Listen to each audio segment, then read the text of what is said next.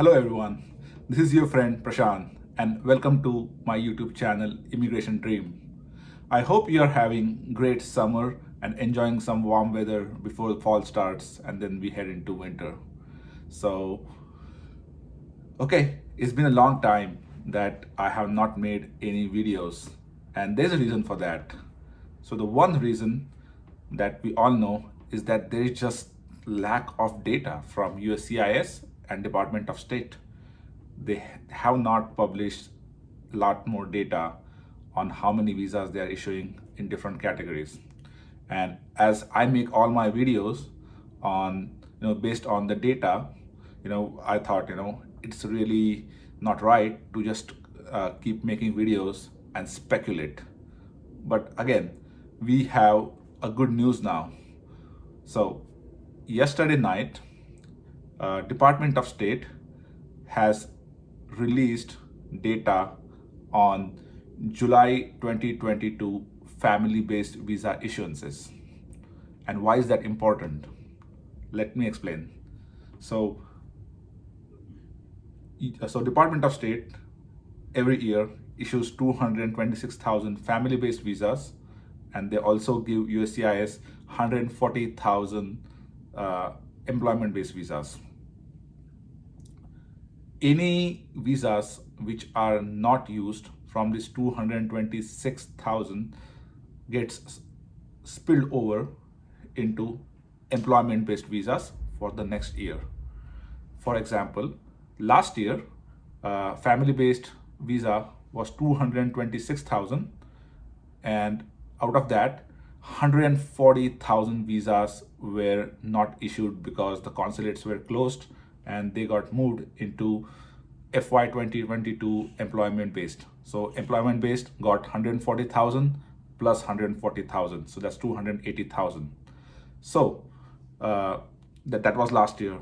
But this year, as consulates are opening, we expecting that the spillover number will go down significantly, and that spillover number is what is pushing the priority dates ahead, for especially for EB2 and EB3 India. So I am going to do a thorough analysis on where we stand with the latest data that we have, and then what is the spillover expectations for FY 2022. So please stay tuned and watch it in the next part of this video. So here's what we are going to do today. So I will walk you through all the data that is available for from October 2021 to now July 2022, that is 10 months period. So we have that data now. We have 2 months left. So I'm going to walk you through the detailed data, and then we can project where the speculation, where the family-based number spillover is headed. And now, once you have that number, we add that to 140,000 new cases or new visa numbers for FY 2023, which will be available starting October 1st. And then we can project the visa, like the priority dates for EB2 and EB3 India. But again, at this point, one missing data point that we have, and USCIS has not released it, is how many visas they are actually using. We know that until June, they use 176,000. And then we also know that they are issuing tons and tons of green cards every day. Like, I'm hearing so many of my friends and so many of my colleagues, and so many of them are getting green cards, crazy. So I'm going to assume that USCIS is doing their best, and they are going to kind of use all the 280,000 visas. And that's a great news for EB2 India and EB3 India, and entire India and China population were waiting for the green cards. But anyway, so data is not available. So all we can do is try to do some approximations and estimates and then predict where the dates are headed. uh, we know that dates are going to head to the right for EB2 India and EB3 India directionally, but it will be really difficult for anyone to actually predict October visa bulletin. And that's because in the October visa bulletin, we just don't know the spillover numbers that are going to happen. We just don't know. We can speculate like, hey, 30,000, 20,000, 50,000, but we don't know that. Even Department of State doesn't know that because they are still processing the visas. They have an idea, so they can forecast and then they can push out the dates or retrogress the dates. But anyway, so let's deep dive into data and let's see what data tells us. Okay.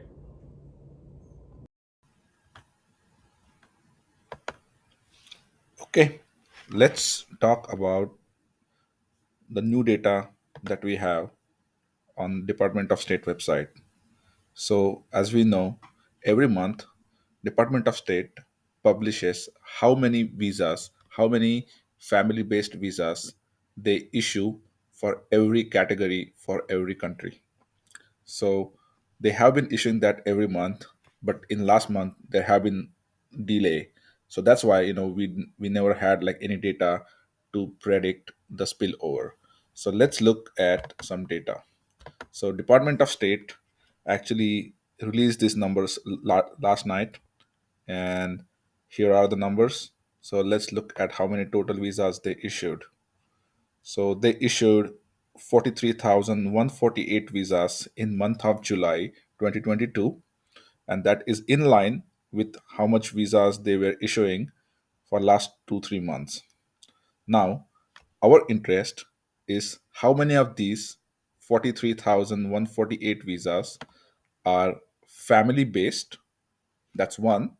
And then out of family base, how many of those family based visas are eligible against the visa count number, right? So we know that there are 226,000 visas that are given to certain F category visas, family category visas. So let's deep dive. So what I did here is I just did a pivot chart, and on the left of the screen here, let me zoom it a bit.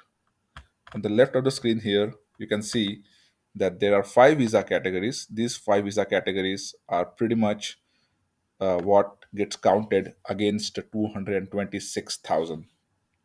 So 226,000 visas, and then in month of July, Department of State has issued 12,985 visas. So we know that from October 2021 to June, so let's look here. So October 2021 to June, they have issued 121,500 visas. So that was average 13,500 visas. And then let's add July. So July, we get 12,985 visas. So this data is already available. August and September data, we don't have it. August is still ongoing month, and September, we don't have any data, obviously. But let's assume that Department of State, I mean, we have like now 10 months data, and we have seen the trend is 13,000 visas, 13,500 visas, right? So let's assume that August and September are going to be 13,000 13,000 visas each as well. That means at the end of fiscal year 2022, Department of State is in position to use 160,000 visas. And then on top of that, let's assume that USCIS will use anywhere from 9 to 10% visas for the people who are applying for adjustment of status within the United States. And so I added 15,000 more on top of 160,000. So that means this gives me, let's say, let's sum it up, right? So that is 175,000 visas, 175 485. So that gives us 175,485 visas that Department of State and USCIS will issue against the family based visas which are eligible for the numerical count. We know that there are more visas, but those are not really counted against the numerical count. Only these six categories are counted. So, based on that, now 175,485, and then we know that there are 226,000 visas available. That gives us spillover of 50,515 visas. So that is the best case, right? So I mean, we already know that, like we are almost like, we are done with almost August. And I don't expect this August and September a significantly huge change that's happening. So I am pretty confident that our spillover from family based visa to employment based visas starting October will be around 50,550. Let's say magically, if Department of State issues 20% more visas, right? So let's say 16,000.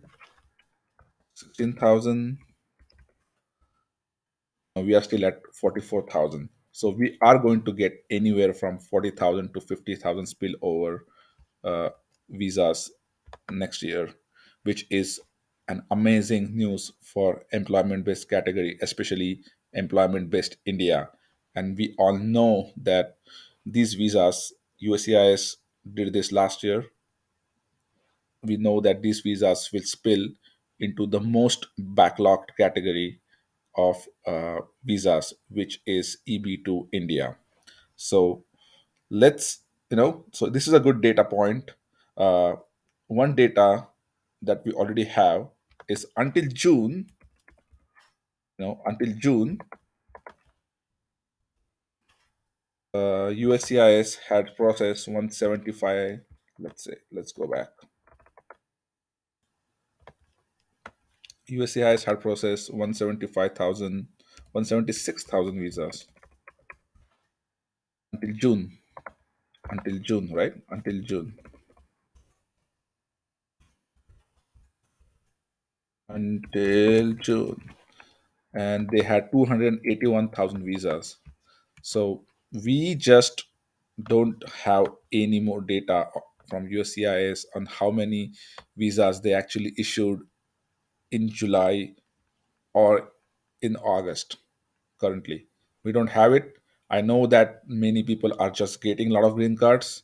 So I have a good feeling that they will actually reach 281,000 visas by end of September or before that. So it's all good news for EB to India. So we need this. This might be our last opportunity to actually get the spillover. Like, you never know, what is next, but this might be our last opportunity. But you never know the future, right? If the consulates are still very constrained and they only keep processing 13,000 visas, for next few months, we might even get spillover next year. But that's like a lot of speculation at this point. But anyway, so let's go back. 13,000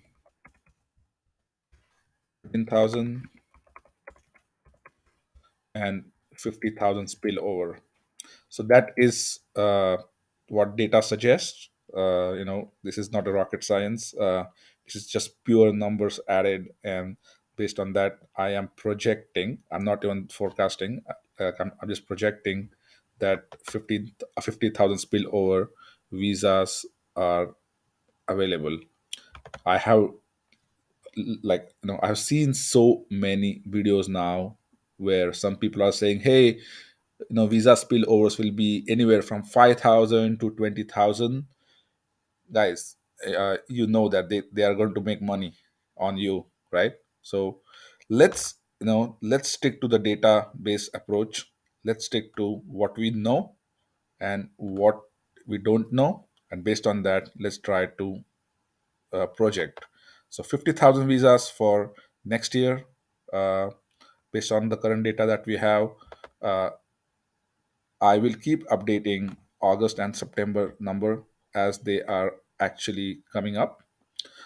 What we also want to see is, so a lot of people are asking me like, hey, when, what do you expect in October 2022 visa bulletin? Okay, but again, to do that, we don't know entire data, right? So let's say the October visa bulletin will be published in somewhere in first week of September or first week of October, sorry, first week of September, right? And so at that point we will not have this data, right? I mean Department of State, the USCIS will know this data, but we don't know this data, right? So all we can do is like, you know like speculate, like, how many visas they would have issued in August and September, and then make a best guess. So my best guess is that in October I do expect that visa bulletin for EB2 India and EB3 India will move. How much? I want to go cautious and say for EB to India, it will move by 3 months. So from December 14 to March 15. And then for EB3 India, I'm going to say that it is going to move by 6 months. So right now they're into March 2012. Most likely it will reach to like end of 2012. So, but again, this is speculation. I'm still working on a better model. So, I will make a video on that very soon. But this is what we have for spillover. So, I thought I would share that with you. I hope you liked it. All right. So I hope you liked the data. Isn't that the great news for EB2 and EB3 India, that we are on track to get spillover of 50,000 visas in October 2022? That means 140,000 new visas and then 50,000 spill over. So again, USCIS will have 190,000 green cards to issue next year. That's a big number, and I think it's a once in a lifetime opportunity for EB2 and EB3 India, guys. So congratulations again. So let's let's kind of try to speculate. I'm gonna use word speculate because at this point, since we don't have like a lot of data on how many visas USCIS is issuing, how many green cards, I'm just gonna say October 2021 is going to be a prediction slash speculation. So things that we know. Let's talk about the things that we know. So we know that there are 140,000 visas will be available next year. So 140,000 green cards. Out of that, 7% country-based quota. So India is gonna get in anywhere from like 9,000 to 10,000 visas, green cards. So that's like the worst case, right? India is going to get that from the rest of the world quota. Then let's say 50,000 spillover happens, right? So India is going to get 50,000 plus 10,000, so 60,000 total visas, at least 60,000 visas. Now the things that we don't know, right? So things that we don't know, like how many how many green cards USCI is going to waste this year. you know uh, I want to bet that they are not going to waste anything, and they're actually going to finish the visa processing like a little bit early, or like mid-September, or in the third week of September, and then they are going to just like shut down the visa bulletin saying it's not available. So that is my prediction, which is a great news for everybody in EB2 India, because that means that they are gonna not waste anything. The second thing that we don't know is how much I-485 inventory, that is how many pending I-485 that USCIS currently has, and out of those, how many are duplicates, that is same person file for EB2s and EB3, right? So we actually don't know that number. So it could be anywhere from, like 10,000 to 20,000 to 30,000. Like, we don't know that number, but I think it's going to be really, really, really less. And I say that because if you see like last 3 visa bulletins, USCIS has been very conservative. That means they exactly know how many, how many numbers are there, and they have not retrogressed anything back. That means I think they have just enough visa numbers to issue 280,000. They might keep like a month of inventory, but it's just enough in my opinion. So that's again a good news for EB2 and EB3 India, and EB2, EB3 China as well.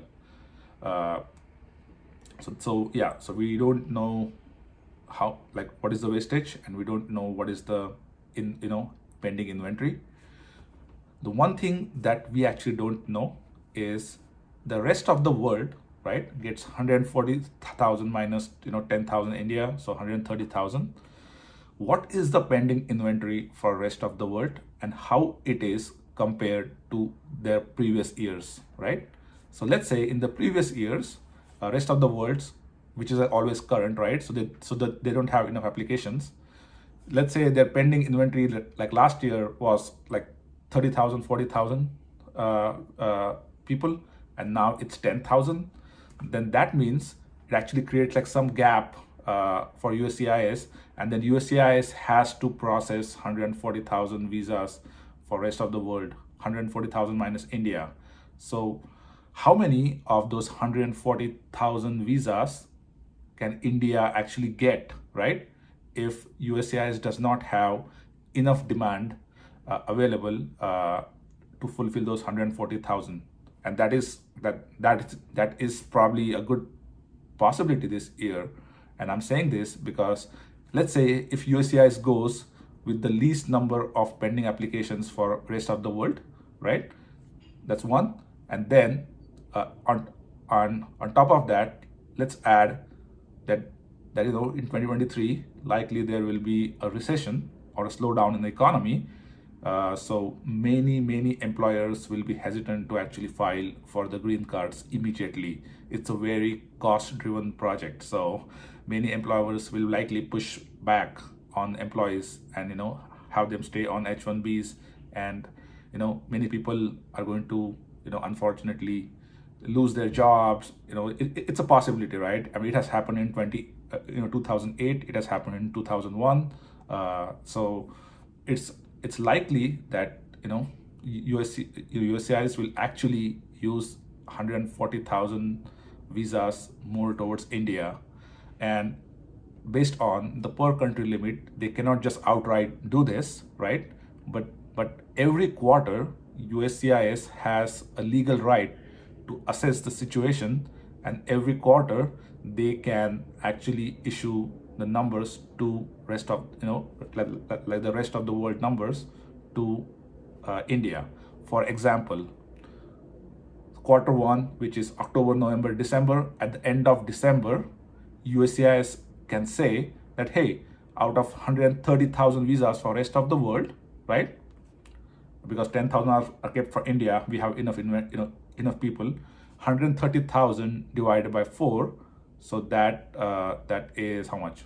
32,000, approximately 32,000 visas.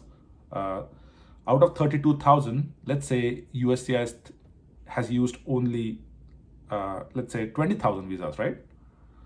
That means that 12,000 USCIS has right, and they will have to issue those to the backlog countries, and that transition happens every quarter, right? So after every one quarter, India will keep getting more visas, and that is my projection. And I think I'm very confident that this is going to happen. So India is going to get like more visas than 50,000 spillover plus 10,000 of their own.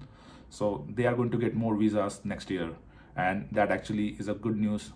And I want to actually say that I stick with my last video's prediction that India's EB2 priority date is going to keep moving towards end of the 2015. So that is my projection. I hope you like this video. If you are new to this channel, please subscribe and tell your friends to subscribe as well. We are reaching almost 1,000 subscribers, so congratulations to everyone. And happy to have your support. So enjoy rest of the day. I will make some interesting videos in coming weeks and as we get more data. But enjoy rest of your day and rest of your week. Cheers.